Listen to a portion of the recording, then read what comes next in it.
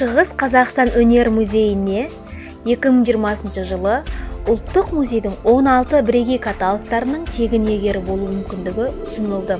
Қазақстан Республикасының ұлттық музейі тұңғыш президентіміз елбасы Нұрсұлтан Әбішұлы Назарбаевтың бастамасымен салынған тәуелсіз Қазақстан тарихындағы алғашқы ұлттық музей болып табылады, және ол халықаралық деңгейдегі музей беделін дәлелдеуде.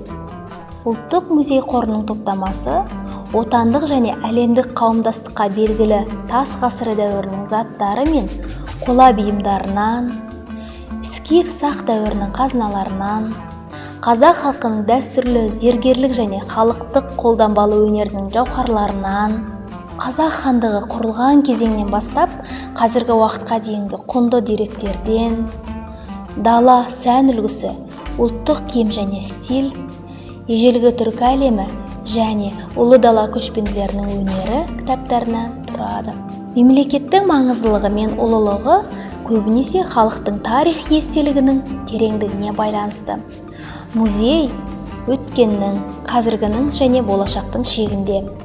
Естеліктер қоймасы ретінде өзінің негізгі міндетін, яғни біздің алыс және жақын тарих қойнауындағы атадан қалған тарихи тәжірибесін және көп ұлтты Қазақстан халқының материалдық және рухани мәдениетін сақтайтын жер. Осы тұрғыда оқу қорымындағы Алтай ханшайымына ұқсас, Үржар сәуегей әйелі Шартта тауын алған Шығыс Қазақстан облысы Үржар ауданындағы Тасарық қорғанындағы сәуегей әйел адамының сенсациялық табылуымен және таңғажайып археологияның ашылуымен танысу қызықты болып табылады.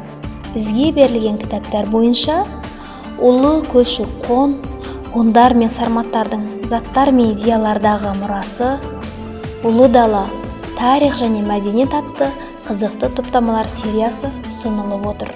Бабалар аңсаған тәуелсіздік көрме байқауының нәтижелері бойынша отандық тарихтың негізгі кезеңдерін бейнелейтін тарихи жанрды насихаттайтын каталогы ұсынылған.